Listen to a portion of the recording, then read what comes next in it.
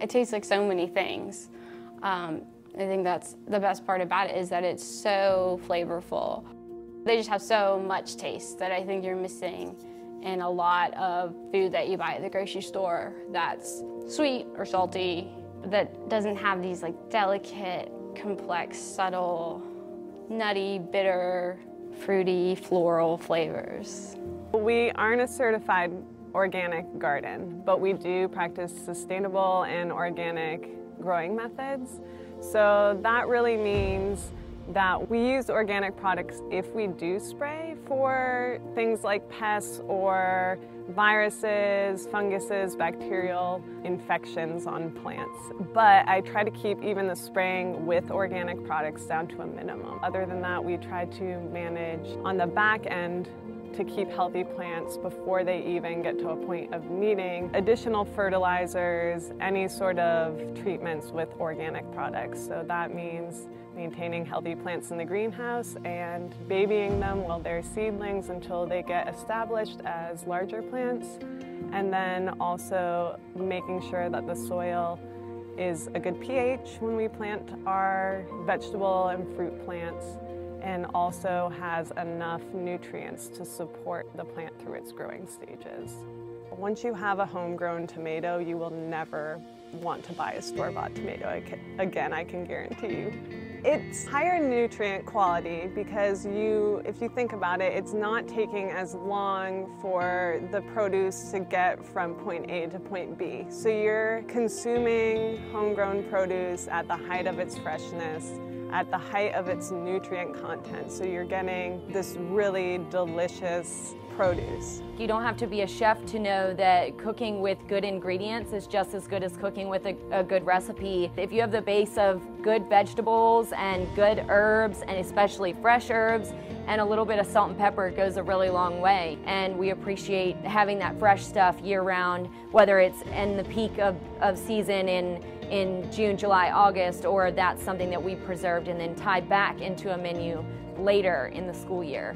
Washington Lee doesn't have an agriculture program, but it's still really important for students and staff, I think, to think about where their food is coming from. And just having the garden here, whether or not students are working in it or they're seeing the produce in the dining venues, I think it really gets students to think about the process of growing food, where it comes from, how it gets from a farm or a garden to their plates. In sustainability, we look at the three levels, so the economics, the environment, and the social issue. And the campus garden and our compost system hit all three of those things. We're saving the university a little money. We are providing a very healthy food alternative for our community, and we're protecting the environment a little bit.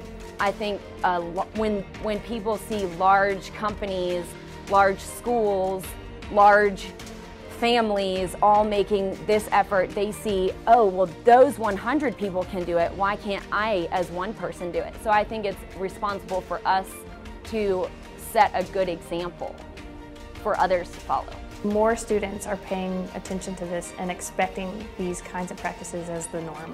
They're expecting recycling bins to be everywhere. They're expecting compost to be a normal thing. They're coming to us from other places and saying, well, this is what it looked like in my home, so how can we make it look like that here? And that gives me a lot to work on, and also makes it very meaningful because I know the campus is looking for these things, they're asking for these things.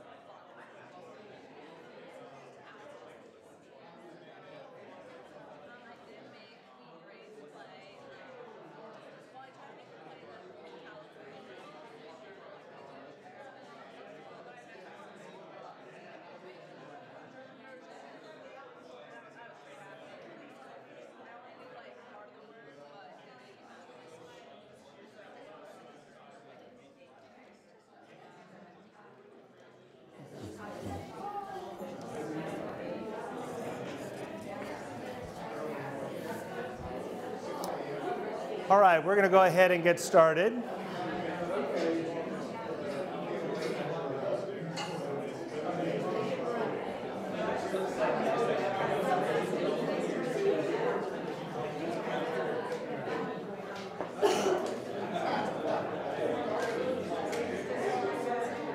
All right. Susan, if you'll just get Jim Farrer to sit down, we can get started.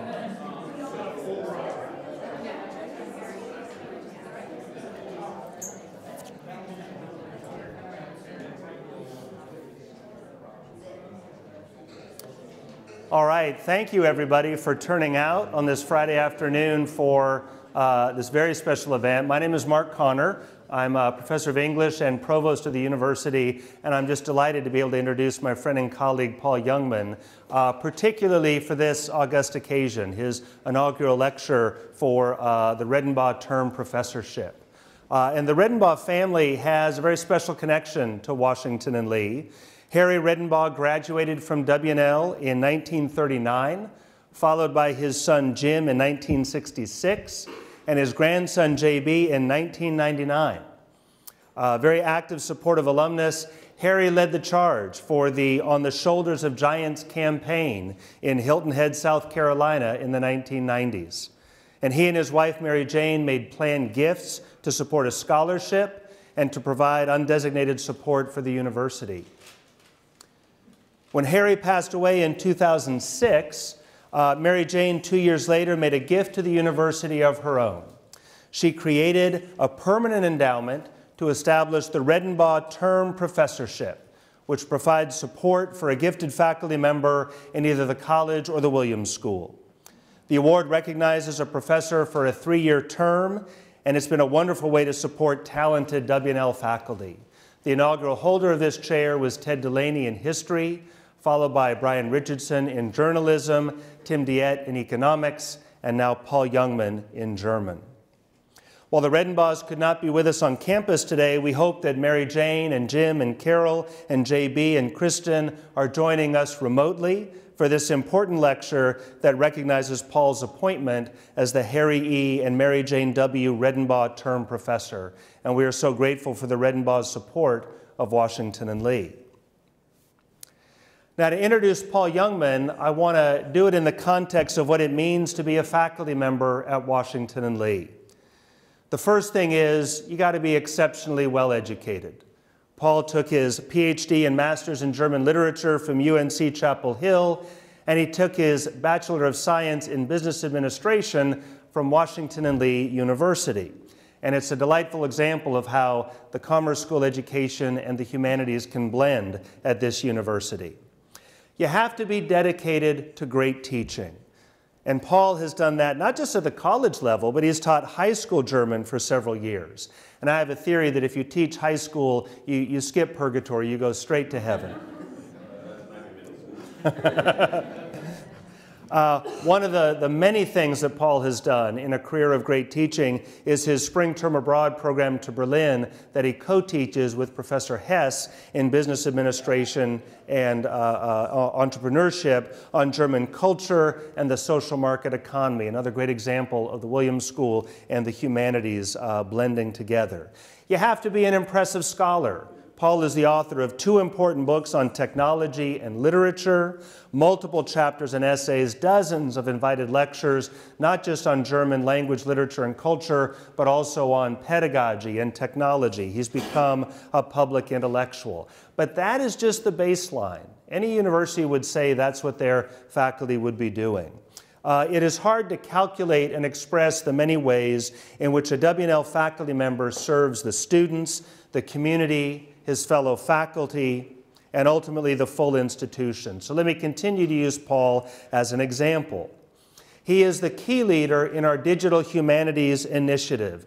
This has included a major grant from the Mellon Fellowship that Paul spearheaded. It's included faculty support and development, particularly helping his younger colleagues begin to realize their teaching and scholarly initiatives. It has led to a number of student projects as well. Paul has also chaired the International Education Committee, an enormously important committee that showcases interest in global learning, faculty projects, faculty and student collaborations. He, of course, served as the chair of our Department of German, a department that as of this morning has 23 majors and 27 minors. When I talk to deans and provosts at other liberal arts colleges, they are collapsing or closing their programs of German. Our department is thriving.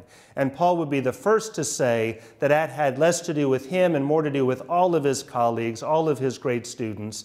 And if you have a chance to applaud the German department, it is a thriving example of how the humanities can continue to strengthen and grow at a great university.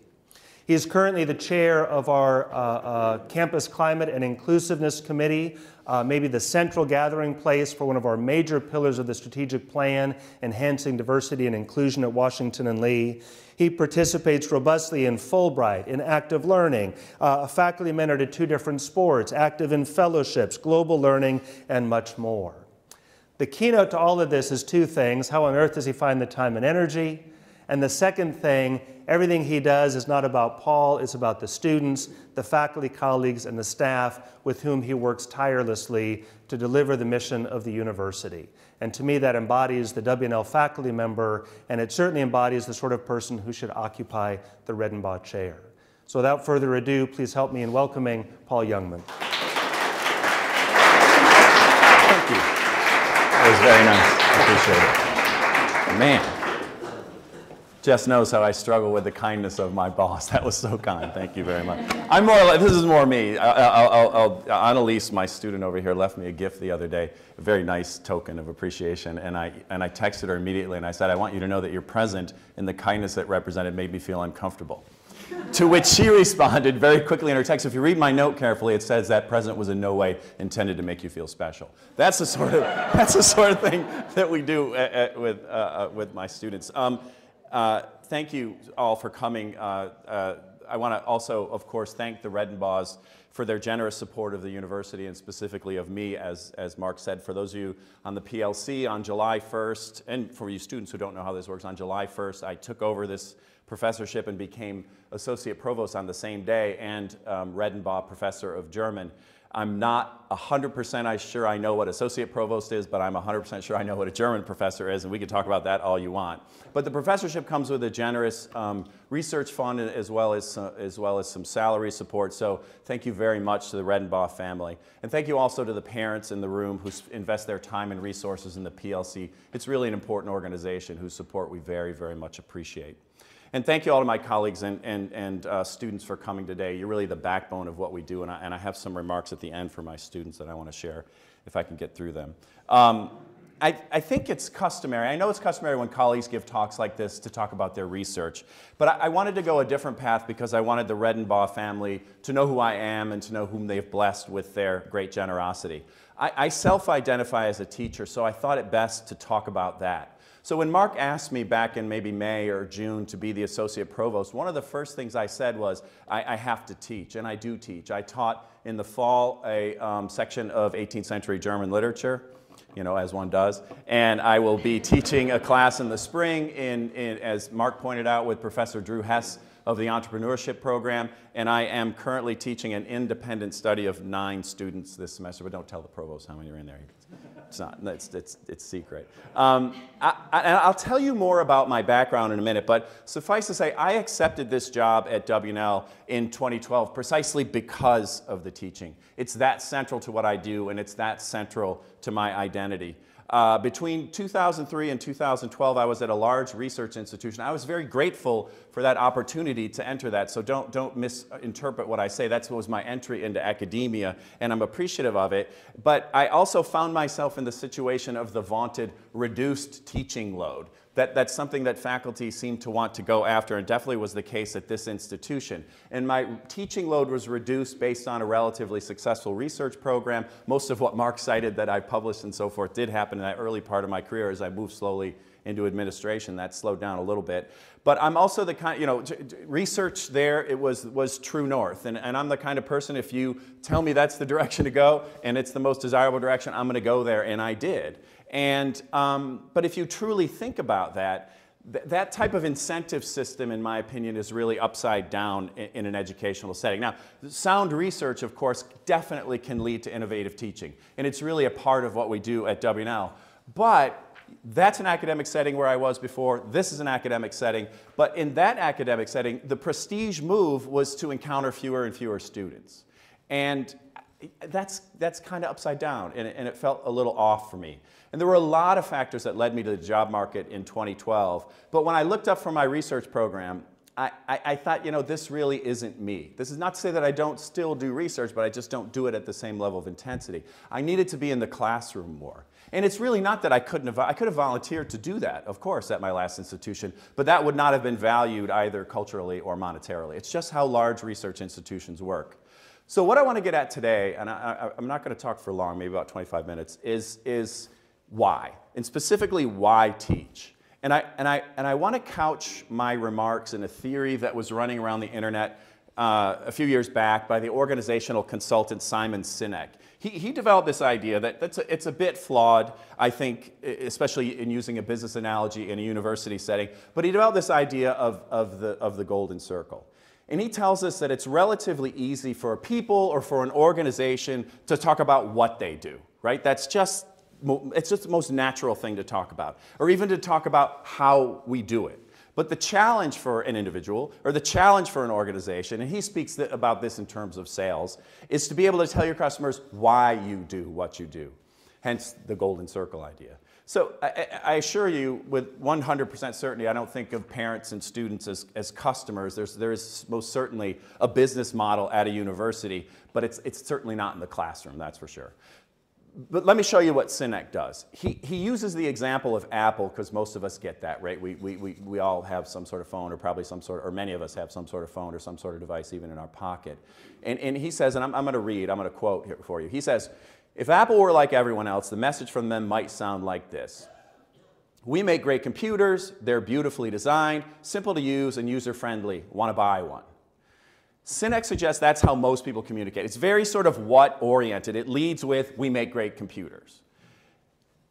But here's how Apple actually communicates, according to Sinek. You could take issue with that if you want, but this works nicely for the model. Quote, everything we do, we believe in challenging the status quo. We believe in thinking differently. The way we challenge the status quo is by making our products beautifully designed, simple to use, and user-friendly. We just happen to make great computers. Want to buy one? That's a different approach, right? And you can hear it from the beginning. It's very why-oriented. It leads with challenging the status quo and thinking differently.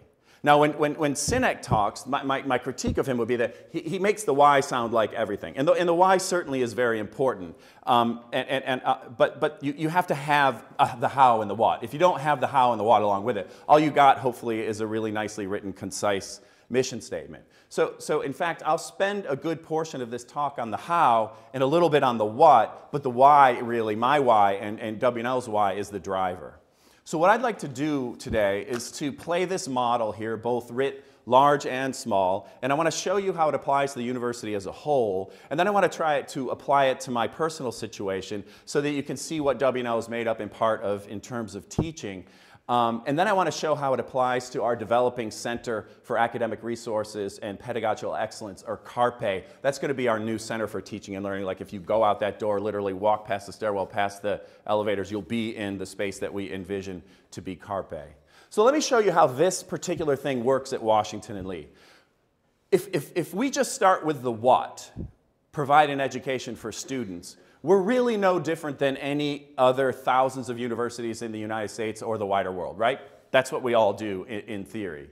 If we start with the how, we use a liberal arts model, sort of tried and true, right? We are a small university, we have small classes, we have very intelligent students, we have creative professors, and we have a highly innovative staff. That's how we do this. And that latter part I can't emphasize anymore. The staff here, their work often goes overlooked, and they are outstanding. We have some true superheroes on the staff. But again, though, that liberal arts how narrows us down a lot, but there are lots of liberal arts institutions in the United States. What distinguishes us at Washington and Lee from our peers, of course, is our why. And to see our why, you really only need to look at our mission statement. And you've seen all sorts of publications and online information about W&L and what we do. A lot of you have lived that, what we do. But if you really pay attention to our why, it's different than most of our peer institutions. I'm not going to read any of these things here. I'm going to show you ours, and I'll show you a couple of peer institutions.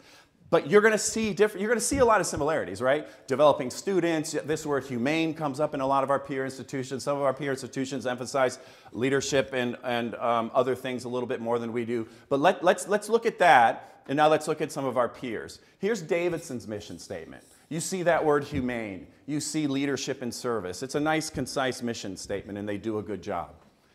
You look at Bowdoin. Bowdoin is similar, right? They choose, though, to emphasize the fact that it's full-time. I would think that would be assumed in the liberal arts model, or that it's residential. I would think that would also be assumed in the liberal arts model. And then, I'm glad he's not here yet. We have a highly placed member of the administration, has a long affiliation with Williams University, and I have to show, has anybody here been in the military? Anybody, any veteran? So when you write a 5-paragraph operations order in the military, paragraph 2 is the mission statement. And it's an art form in the military. It's who, what, when, where, and why as concisely as possible. So if you're starting with, in the gentle light of the Berkshire Hills, you're not doing well. And I have to click out to this because I have to, oh, watch it not work. Oh, here we go. Check it out. This is Williams' mission statement. I can't tell you how much this offends my sort of mission. I think it gets kind of concise as we go back down to these dotted things. But that's quite something. But let's leave that alone. Let's go back to ours, right? And here I've used a tried and true teaching technique. I've bolded the important words. That's my pedagogical mastery shining through for everybody. There's the difference. You see it. What's the difference? It's those words. You don't see those words in the other mission statements, right? And does that mean that we don't have intense debates at Washington Lee about those words, about the meaning of honor, integrity, and civility? Of course we do. Right? The very last Institute for Honor here, the topic was civility. And it was debated by people from all across the spectrum. George Will was here giving the keynote talk. We had Professor Robin LeBlanc from the politics department. We had Professor Michael Hill from Africana Studies. They all gave a talk, and then they all debated it the next day. As evidenced by events like that, ours is a living mission. And this is something that we need to keep in mind. We don't sit still with this mission, as demonstrated, for example, by our new strategic plan. That's a talk for another day. But right there, that's our why at Washington and Lee. And that makes a lot of sense to me. You can see our what in there, right? Developing students, that's what we do. And you can see our how in there, a liberal arts education, that's how we do it. But it's our why, I think, that's really unique. I don't think I know. So let's bring this model down to the individual faculty member. You're going to get so sick of seeing these circles. They're cool, though. I'm going to come back to them a lot. The reason I think I find myself so attracted to Synec's model, has anybody seen that TED Talk? It's really good. It's maybe 15, 20 minutes. It's totally worth watching. I find myself attracted to that model because, oddly, I chose why teach way before I even knew what or how. I'm going to tell my story in terms of these circles, and then I'm going to pull it back through Carpe and through the larger university. And when I'm done, you guys can tell me if I actually did that. So I came here as an undergrad in 1983, a first-generation college student in my family, and I loved this place immediately. One thing, as has been noted before, and for those of you who are on the panel, my parents said if you're going to college that expensive, you will be majoring in business, which I did, and I wasn't very fond of it, but I did it. Along the way, I took some German here. That's important. I had been taking German since maybe 6th grade. I took German, but in reality, honestly, if I could have studied what I found the most interesting, which is what all of you should do and what you should encourage your students to do, I probably would have studied sociology. That was, to me, the most interesting department here at the time. On into my first year here, my parents realized how difficult it was going to be to pay for this place. So I had the option either of leaving or finding some sort of scholarship or funding. So I competed for and I got an ROTC scholarship while I was here.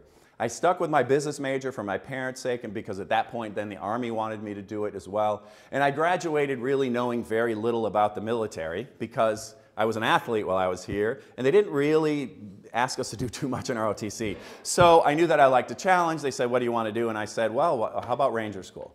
And so I did that. And that's sort of a talk all by itself. But to give you an idea of how traumatic that sort of training is, I still have dreams about getting letters from the DOD requiring me to go back to Ranger School and recertify. That's not a dream, that's a nightmare. But that kind of training also lands you the quote-unquote good jobs in the military, which tend to be the dangerous jobs. So that's how I found myself as a reconnaissance platoon leader in the Gulf War, which of course a risky venture by any measure. And it was a bit more than the sort of kind of neatly packaged 72-hour war that was broadcast live on CNN, if you were even alive back then. Some of y'all weren't even alive, right? I also found myself in a position often during that deployment to really evaluate what I wanted to do with my life. And I stayed in the Army quite some time after the war, so I'm not going to claim any sort of cinematic epiphany per se here, but I knew that I wanted to do something that would help to repair the tear that we made in the universe during that relatively brief combat action. And if you've ever seen pictures of the so-called highway of death in that era, you'll know what I'm talking about when I say tear in the universe, and that drives my why. I thought the way to repair that is to work with young people. That's my why, and that's how I come to this.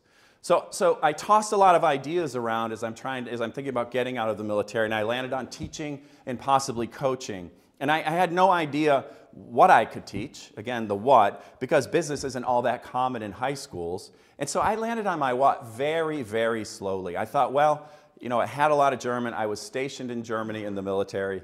It was a pretty interesting time. I was there 2 years before the wall fell, 2 years after the wall, got to patrol the border and those sorts of things. And I'm pretty good at German, so why don't I do that?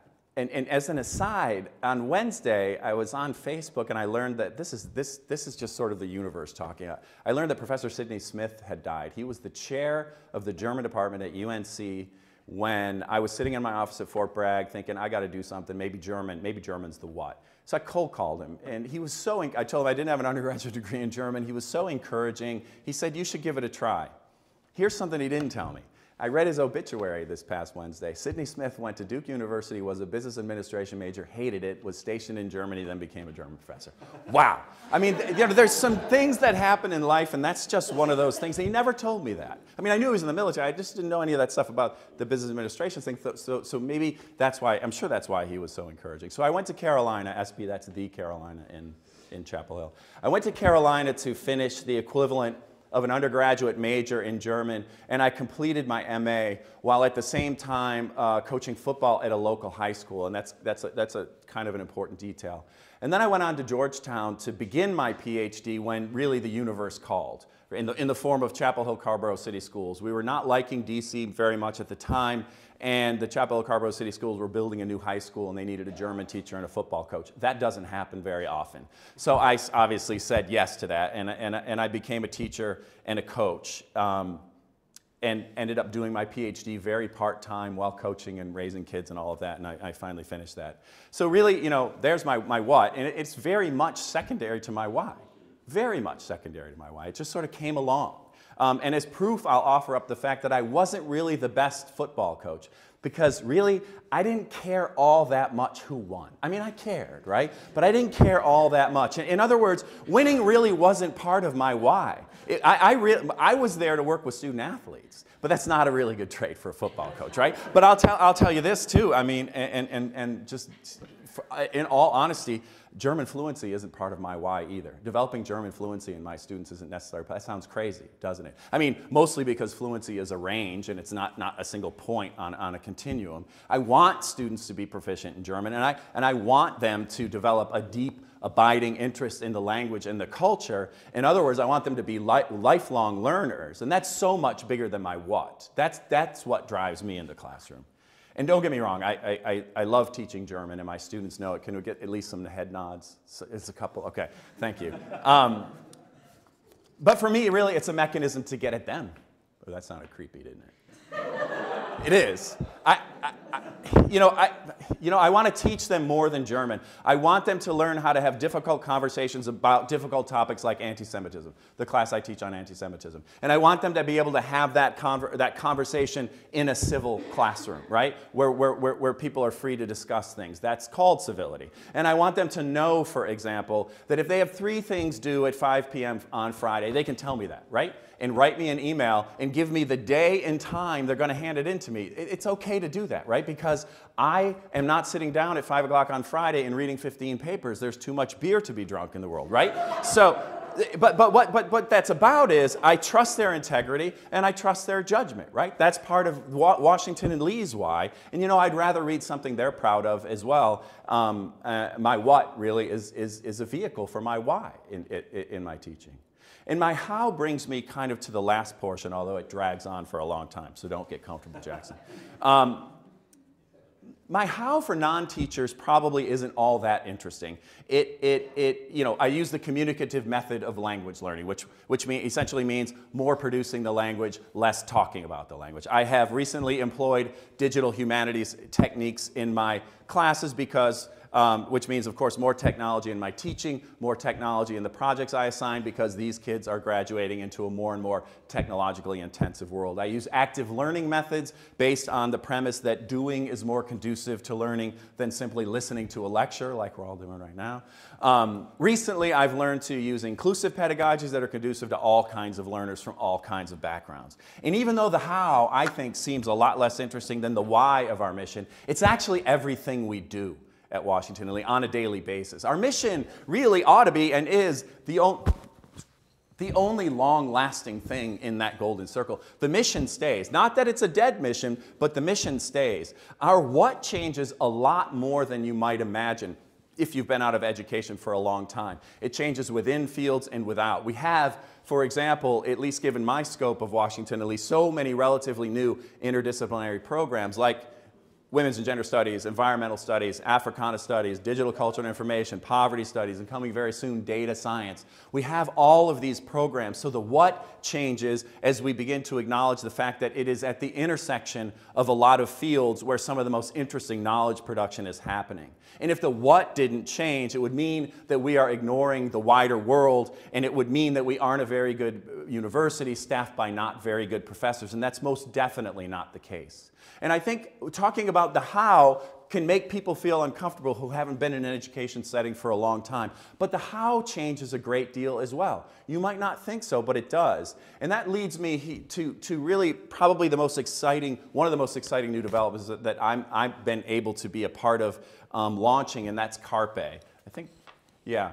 And that, again, is the Center for Academic Resources and Pedagogical Excellence. And that's going to address our how. That's going to address our how from two different directions. The center is going to be faculty-facing and student-facing. And the theme that's going to tie those two groups together is obviously the idea of learning.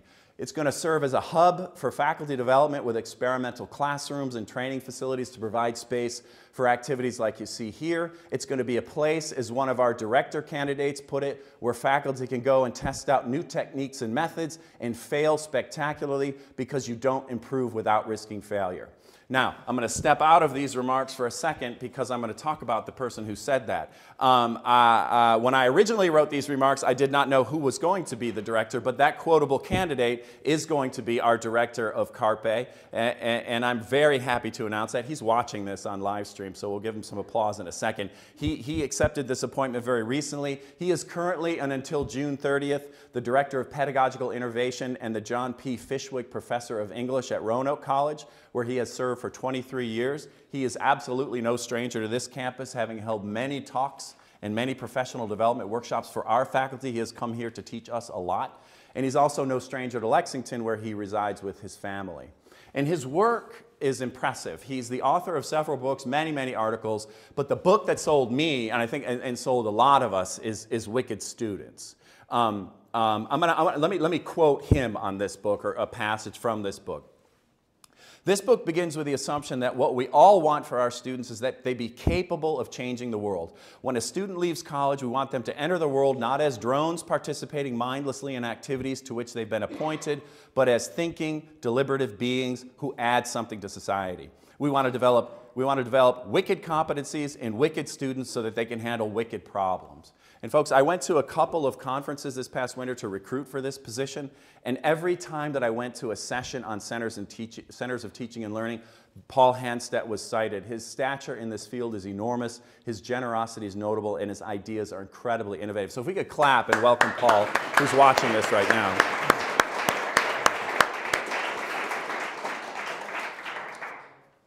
Now we'll go back to my talk. And you don't innovate without failure, right? You can't do that. And believe me, failure is a tricky topic among our faculty and our students, as polished and accomplished as they are. But it's what it's risk-taking. It's about taking risks. Carpe really is going to address kind of just right down to the heart of our liberal arts mission, right? If we can improve our how and keep improving our how to remain on the cutting edge of pedagogical strategies and teaching, then we remain on the cutting edge of the liberal arts. It's really important. And then there's this face of Carpe, right? It's the student-facing side. It's going to be an academic support center for students by housing writing centers and other academic support services. And why do we need that? Why in the world would we need that? Aren't all W&L students, you're all geniuses. Everybody knows that. What in the world would we need this for? Have we, quote unquote, lowered our standards? No, we have not lowered our standards. By all measures, every class we let in is as competitive or more than the previous. And believe me, I'm the baseline from 1987. It just gets better. Well, maybe 86. I don't know. So why do we need this? Are we babying? Are we hand-holding? And you know, we hear a lot of that, and I'd say primarily we need Carpe because we understand more about different learning styles and more about different teaching techniques than we did when I got here in 1983, and we said W&L is a center for teaching and learning, and everybody got funneled into the lecture and seminar method, which, by the way, are still fully functioning, and we use them. They're just not the only methods or the only approaches that we take these days. We use a lot broader range. We also no longer think, oh, those darn millennials or whatever the older generation says about the younger generation. That's broken thinking, especially for educators. These are our kids. We raise them. We're invested in their success, and we as educators know that we have to meet them where they are and bring them along. That's just our job. It's not about saying, oh, these kids, they don't read anymore. That's tired. But it's also because, there's a lot of reasons for this, but it's also because these students swim in an entirely different sea of information. I talked a little bit about this on the panel. You know, we swam in a placid sea of information. If you walk out that door, walk past the elevators, you get to see the placid sea of information. It's beautiful. Rows and rows of books, neatly shelved, information neatly contained, nothing's moving, nothing's changing. It's wonderful. That was where we grew up. These guys swim in Class 4 rapids. It's a totally different thing. They have everything known and everything incorrectly thought to be known, but is incorrect, here in their pocket every single day. And that is a daunting challenge that we didn't face. We didn't have to sort through things like that. We did it, but on a much slower and a much smaller scale. And it's overwhelming, and we can help with that. We also think of writing differently than we used to think of writing. I was really gratified at some of our accreditations meetings to listen to the director of our writing program talk about, way more eloquently than I could, about writing as a process when she was speaking to them. It's no longer the monk's model. It's no longer the solitary monk working alone in his or her cell on his or her magnum opus, and then it's done. That's not how we approach it. We understand writing is a process, and we need a centralized place to support that process. I've never written an article or a book that many people haven't read or proofread or helped me with. It just doesn't work like that. And then finally, this year we're celebrating our most diverse class ever. And we're going to keep getting more diverse with students coming from all kinds of secondary school backgrounds, and Carpe is going to help us account for that. And please note that you did not hear the word remedial. Carpe is not a center for faculty or for student remediation. I'll use Paul Hanstedt's language in saying what it is. It's going to be a place where professors design wicked courses to help wicked students who can deal with wicked problems. Carpe will be about improving our how, and I know I'm always interested in improving my how, which is part and parcel of my why, which helps me deliver my what. And let me give you a little sense of where this is going to be. And now, I'm just going to show you cross-sections of the library. We're here. I'm going to show you cross-sections. We literally just exited the concept stage. We're now in the design stage. So, you know, 20 minutes before this meeting, we were on a call with architects. Nobody knows what these spaces are going to look like. But again, if you walk back out here, you'll actually be in the reception area of what Carpe is going to be. And Carpe will take up this floor, and then we're going to have a giant hole in the floor with, what is Carol? They're going to be, like she called them, monumental stairs. I don't think that means they're going to be made out of marble, but there'll be stairs that are suitable for lounging or classes or speakers or whatever that'll go down into lower level 2. And really, that's going to open this up. What Carpe is about, what I see it about on a 30,000-foot level is bringing light into this library, whether you think of that metaphorically or concretely. I'll show you a couple of kind of spaces that we thought were kind of cool that we're sort of going for. But again, the theme for all the slides I'm about to show you is the light. Just imagine how this library is, and if you haven't looked at the library, just go back out this door and walk through the stacks. That carpeting has not changed since 1983. The clocks are the same too. We're going to have places for active learning, like you see here. Please note the light. This is what we're going for. We won't get quite that light, but hopefully we will. There's going to be places for tutoring. Hopefully there'll be a little bit higher walls with a little bit more privacy, but there's tutoring space in there. We have two models for tutoring at WNL. We have peer tutoring and we have professional tutoring. One of our favorite contract tutors is right back there. And we're going to have places for student and faculty engagement. There's going to be an experimental classroom. There will be a staging classroom for that. There will be a couple of multi-purpose spaces that could open into one larger multi-purpose space for guest speakers and so forth. But again, look at the light. And we're going to also build in spaces for individual and group study that are hopefully as attractive as the top floor of the library, which gets the most traffic, and as attractive as the study spaces and learning spaces that you see over in the CGL, which has really turned into quite a popular study space. Got to go back to the circles, though. Let me go back to these. Just to bring it all back around, and we can do some questions, too. You have to have all three. You know, without all three of these circles, you have nothing. You can't just have a mission. You have to build up around the mission. And you can't sit still in that process. I can't just teach German the same way I did in 1994 when I first started teaching. I have to evolve and I have to try to innovate, or I'm not teaching my mission very effectively, or achieving my mission, sorry. And neither would WNL if we continued to maintain that we are already a center for teaching and learning. That work, the work really lies in the how. I mean, we will continue to stay abreast of the what. That is the foundation of our research programs. That is the what. And we will always work on the how because our very unique why dictates it, and it's our job as educators to work on this stuff. Who recognized that as a dramatic flourish ending this talk? Did anybody? Because it was sort of, but I want to add this postscript because I invited some students here, and I invited them very intentionally because I wanted to say something to them if I can get through it without Annalise making fun of me if I get choked up. I have students in here, especially my seniors. I have traveled with them. I have broken bread with them. I may or may not have drank beers with them, depending on the legal drinking age in the particular location. But in other words, I know my students very well, and I respect my students, and I love my students very much. Sorry. And if I could wish one thing on them for their professional lives, or one thing on them in their personal lives, it's to find a why that makes you wake up in the morning as pumped as I am every day to go to work. Can I finish this? I can. And when you come back 5 years or 10 years or 15 years or whatever, you can tell me what you do and you can tell me how you do it, and I hope you love it, but I hope you're able to tell me with equal or greater enthusiasm why you're doing what you're doing. And the second thing I want to say to my students is thank you. This is hard.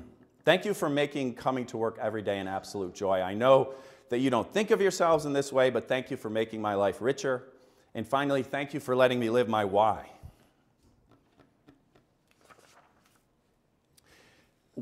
I'll fix that tear in the universe someday, but every day it gets a little better because I work with students like you. Thank you.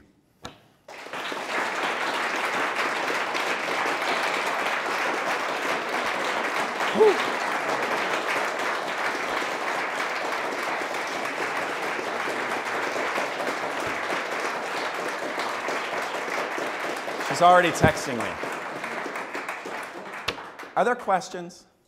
Yes. Did you make sure that Will Dudley didn't write the Williams mission today? I did not, and I'm so glad he didn't come. Anyway, yeah, that's something, isn't it?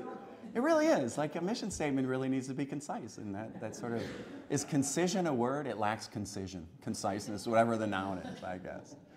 Are there other questions? Yes. Well, first of all, thank you for your remarks. It's just inspiring, is what it is. And I hope we can all do our part to help our kids achieve the why.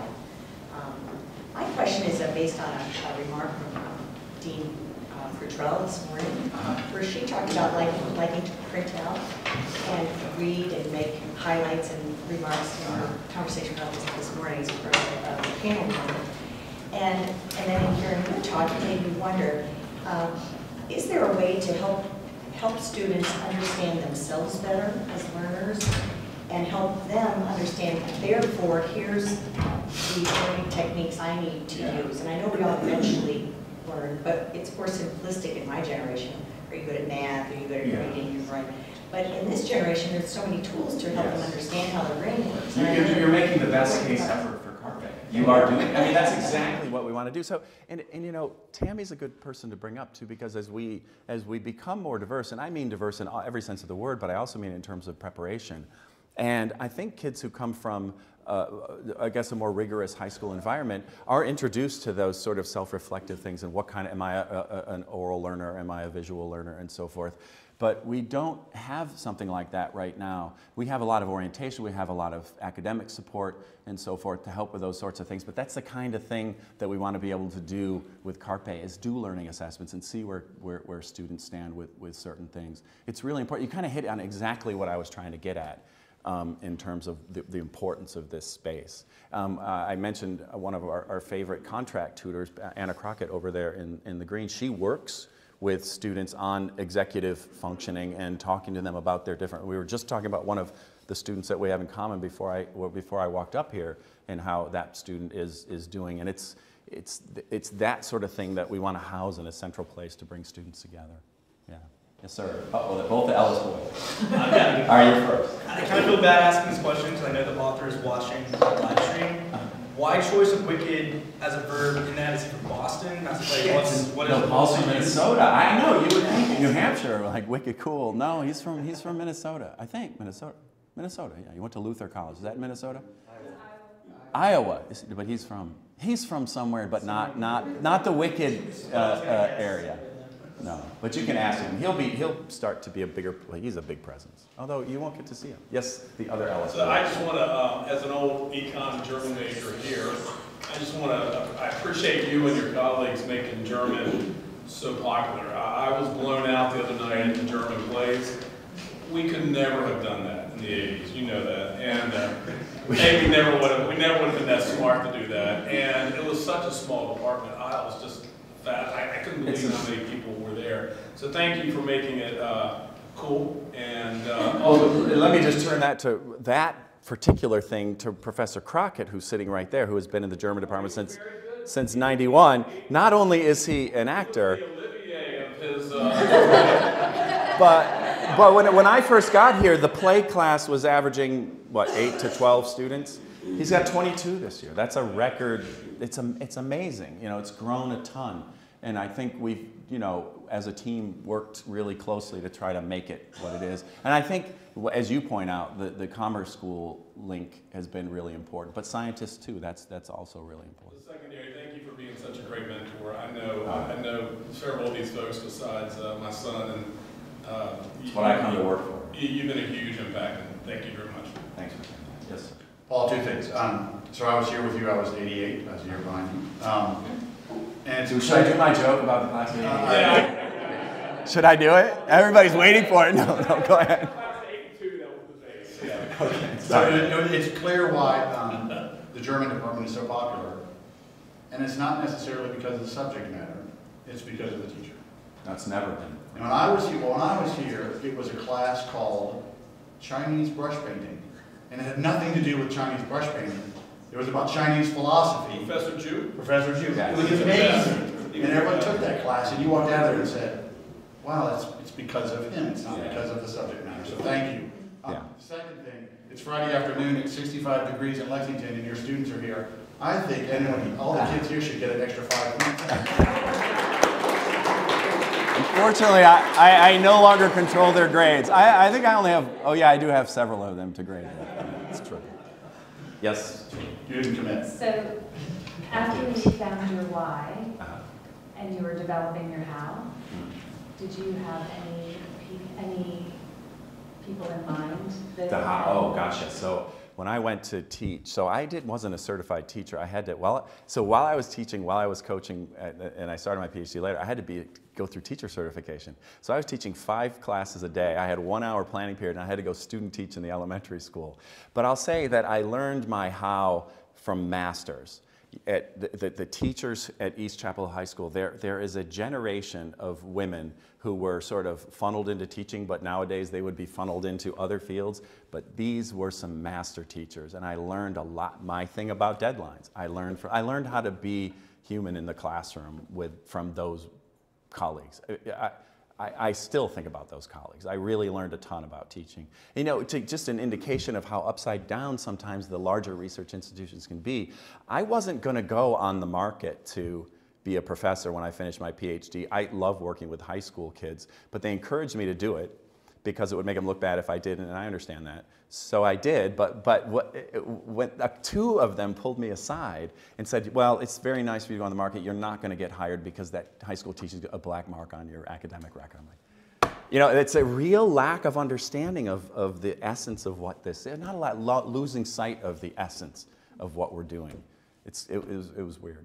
And also, if I can add on to that, because of how we went through here as students and the kinds of relationships that you clearly have with your students and we have with our professors, do you find that when you're hiring, it's something you talk about? Because it is different, right? It is. We look for that as much as we can in hiring. We like to see colleagues who have had a liberal arts background. But then, you know, oddly or happily, that's part of my job here as the associate provost. I have the new faculty orientation, and it's kind of my job to transmit that ethos to them. But not everybody comes here with a liberal arts background and really sort of gets it. It takes some time, I think, for sure. Other questions? Time to go. Julia's like, it's time to go. Okay. Thank you, guys. Appreciate you coming.